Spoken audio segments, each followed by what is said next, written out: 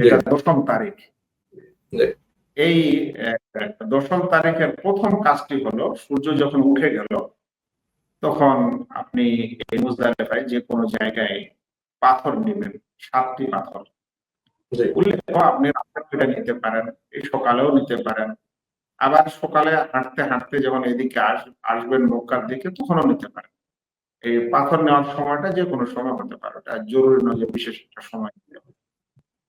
এখন আপনি 7টি পাথর নেবেন, নেওয়ার পর আপনার এটা হলো প্রথম কাজ 10ম তারিখে, যে আপনি জামরায়ে আকাবাকে, বড় জামরাকে পাথর মারবেন, মাত্র একটা জামরাকে।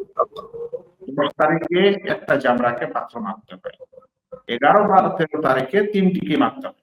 অনেক মানুষ ভুল করে এই 10 তারিখও 3টাকে মেরে দেয়, কিন্তু এটা বড় ভুল। 10 তারিখে বড় জামরাকে মারতে হবে, ছোট ও মধ্যমকে মারতে হবে না। আচ্ছা, তাহলে 7টি পাথর নিয়ে আপনি হাঁটছেন, সেটা মক্কা অভিমুখে হবে। এভাবে প্রথমে ছোট জামরা আসলো, সেটা পার হয়ে যান, মধ্যম জামরা পার হয়ে যান, তারপরে বড় জামরা যখন আপনি পৌঁছাবেন ওখানে 7টি পাথর নিক্ষেপ করেন। পাথরের যে চিহ্নগুলি দেওয়া আছে, বিশেষ করে বড় একটা লম্বা পিলার দেওয়া আছে, ওই লম্বা পিলারের চারিদিকে আবার একটা গর্তের মতো মানে করা আছে, ব্যবস্থা করা আছে। আপনার পাথরটা ওই পিলারকে লাগুক বা ওই গর্তের মাঝে পড়ুক, ওখানে পড়ে মারা হয়ে যাবে। এরকম কোনো মানুষ যেন মনে না করে যে পাথরটা যেন আমার পিলারে ঠেকা জরুরি, এটা না।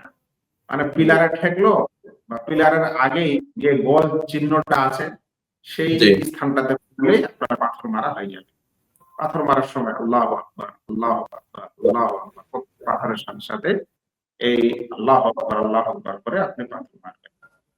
যখন পাথর মারা হয়ে গেল, 7টি পাথর মারা হয়ে গেল, তো 10 তারিখের আপনি প্রথম কাজটি আপনার হয়ে গেল।